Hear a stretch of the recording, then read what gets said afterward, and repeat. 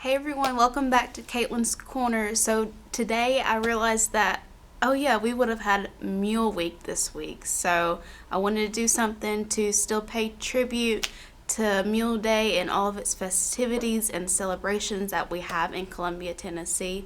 I think it's really a time to bring everyone together, and unfortunately we can't do that, but we can do it in different ways. So with this, I wanted to pay tribute to Mule Day. And we have a mule book called Minnie the Mule by Wilmoth Foreman. Okay. And you can tell I got my little Mule Day inspired outfit on with my bandana and a little hat. And look at my shirt. So I bought this locally, and it's the TriStar Tennessee symbol, but one of the stars has been replaced with a mule. So I thought that was neat and can bring that in, tie that in. And I got a little setup right here, okay? So if you're ready, we are going to get started.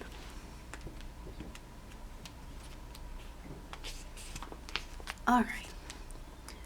When I was a third grader at McDowell School, does that sound familiar? Our favorite place to play was a row of privet hedges that surrounded the schoolyard. Where the hedges grew tallest, we hollowed out green cave-like rooms and played house in them. We used rocks for furniture.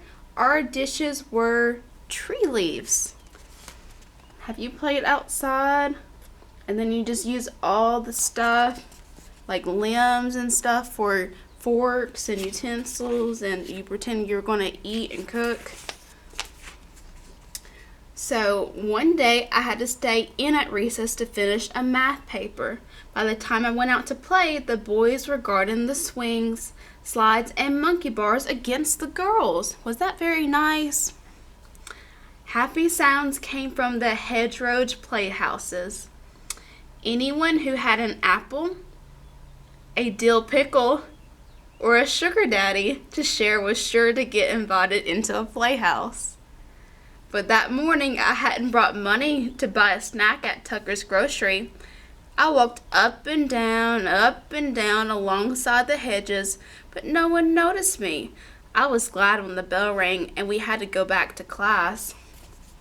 So she got left out. Just before school was out, I won a spelling bee and got a dime reward. On the way to wait for my bus, I stopped at Tucker's and spent that dime on a big, juicy apple. Now, would a dime buy an apple nowadays? No. So do you think this is set in nowadays? No, because a dime is worth how much? Be 10 cents. And so I don't think an apple would cost 10 cents right now. Okay, so she bought her big, juicy apple. Nibbling on the apple, I walked to the corner of West 7th and Beckett Street, where my bus picked me up every afternoon. So, do those roads sound familiar? West 7th and Beckett Street? As I waited there, I liked to watch little animals play under a big magnolia tree. That afternoon, something bigger than a squirrel was scampering around under the tree limbs. I looked closer and became quite sure that it was a little bitty mule.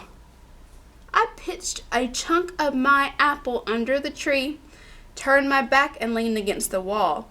When I looked again, the apple was gone. But so was the mule. So her apple was gone, and so was the mule. What do you think happened? So I bit off another chunk and held it towards the little mule's hiding place. It trotted to my hand as if to say, "What took you so long?" Just as the damp whisper of a tiny mule lips touched my palm, my school bus came into sight and backfired. The mule with its apple treasure skittered away. So when the bus pulled in, it scared the mule, but the mule didn't leave empty-handed. It had an apple. The next morning, after my bus roared out of sight, The little mule came right to me and began eating apple chunks out of my hand. I scooped her up, petted her bristly back, and said, "I will call you Minnie Mule."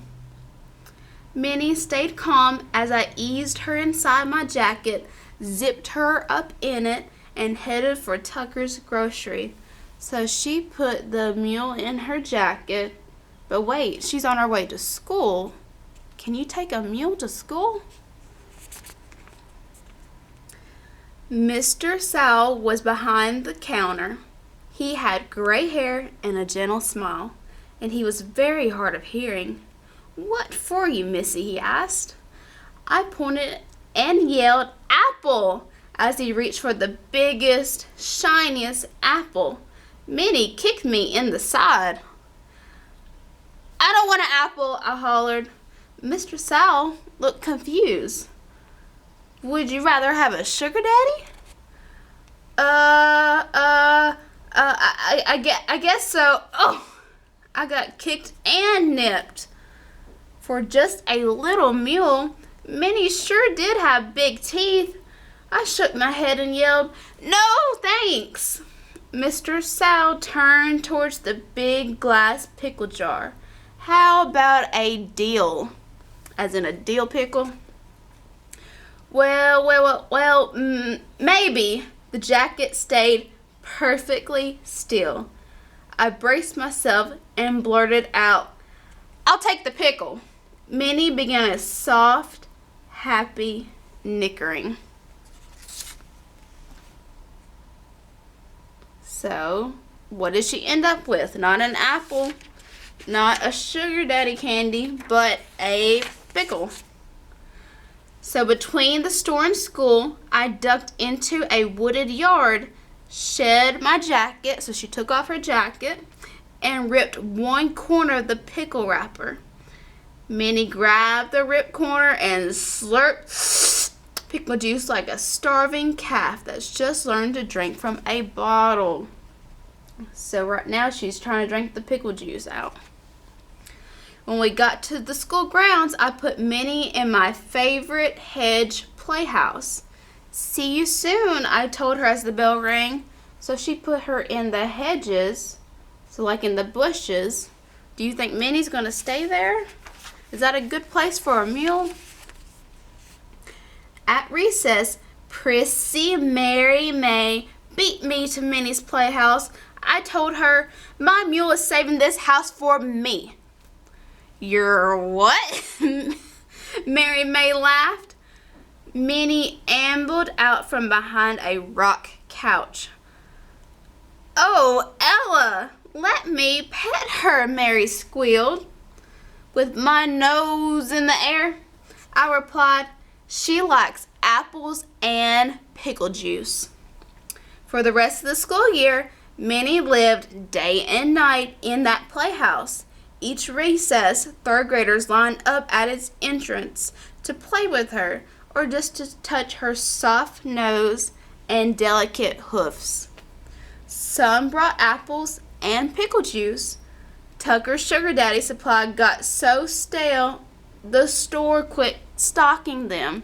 So they're buying out the apples and the pickles, but the sugar daddy candies, they're not getting those because that's not what the mule wants. When the school year ended, I took Minnie home with me for the summer. So you mean to tell me that Minnie the mule stayed at that playground all year? Well, that's what the story says. And she's grown up a little bit, hasn't she? So when the school year ended, I took Minnie home with me for the summer. There she moped around the house, barely eating, whining in her sleep, droopy when I'd hold her. She slept on my book satchel. So a book satchel would be like a backpack. The day I packed my satchel to begin 4th grade, Minnie perked up and hopped right in. "You must be a school mule." So I guess Minnie missed going to school that much throughout the summer. She was sad during the summer. She was ready to go back to school. That morning, my mule and I were the first ones at school. The 4th grade playground was at the top of a steep, bare hill behind the building. I hurried up there, lifted Minnie out of my satchel, and turned in a slow circle. "This hilltop is your new home," I told her. So they're going to be back at school. Let's see what the next page says. Below us, the hedgerows with our 3rd grade playhouse was barely visible. Minnie let out a joyful whiny, leapt out of my arms, and headed down the hill at a full trot.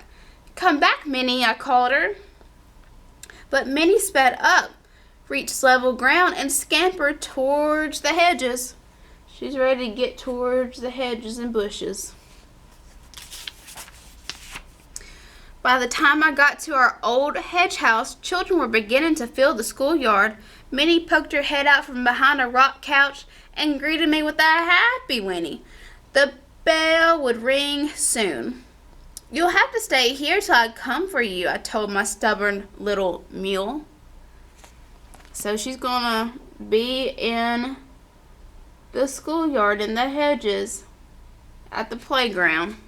Is the mule supposed to stay there? At recess, a new girl stood alone near our old hedge house. Her name tag said Betty. "I'm Ella," I told her. Minnie heard me and pranced out of the playhouse. I picked her up and hugged her so hard she let out a muffled bray. "This is my mule," I said. "She's just visiting this playground." Betty sighed and gently touched Minnie's bristly coat. Minnie nickered softly like when I bought that first pickle at Tucker's. I started towards our 4th grade hill, but Minnie began to kick and squirm. The faster I walked, the harder she kicked.